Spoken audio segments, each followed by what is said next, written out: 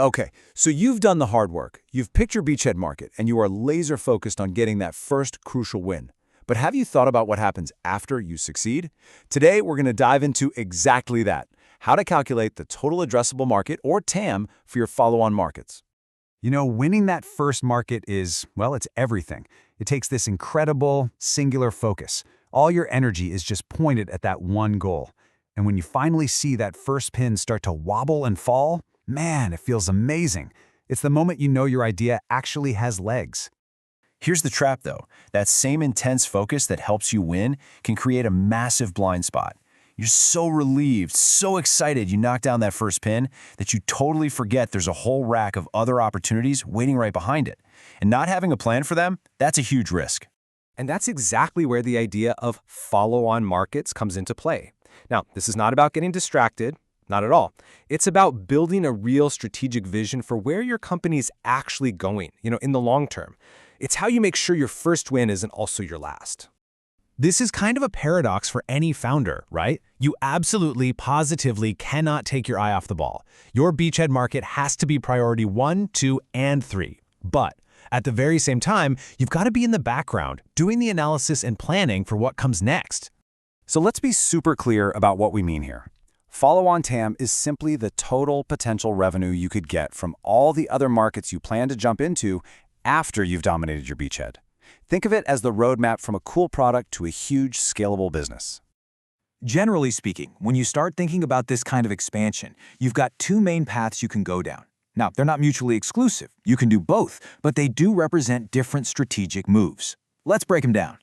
So, on one side, you've got upselling. This is all about going deeper with the customers you already have. You've already built trust with them, you've got the sales channels, so you can offer them new products to solve even more of their problems. Then, on the other side, you can expand into what we call adjacent markets. This is where you take your core product, maybe tweak it a little, and sell it to a whole new group of customers who are pretty similar to your first ones. This is a super common path for innovation-based startups. And let's be real, moving into an adjacent market isn't just a copy-paste job. Oh no. You might need to add some new features, refine the product a bit, maybe even change up the packaging. You'll probably need totally different marketing and a new pricing strategy. Every single new market, even one that seems really similar, needs its own game plan. Okay, so we get the what and the why. Now let's get practical. How do you actually calculate the TAM for these potential new markets? Well, the good news is the process is surprisingly straightforward. It all starts with the research you've already done, so you're not starting from scratch. First, just go back to your big, broad market segmentation list.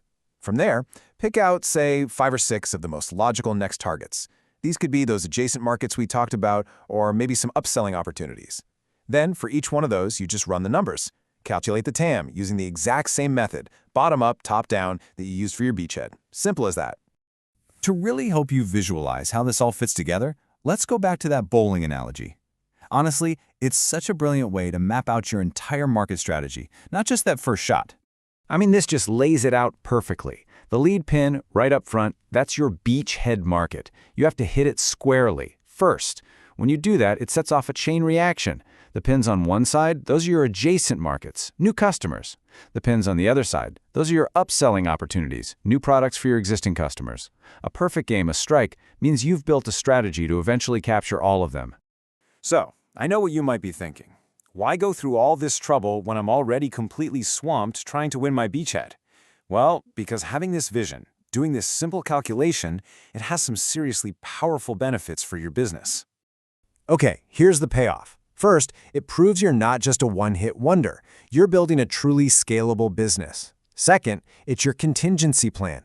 If the beachhead turns out to be way harder than you thought, you already know your next moves. And, maybe most importantly, it shows your team and your investors that you're all playing for a much, much bigger prize.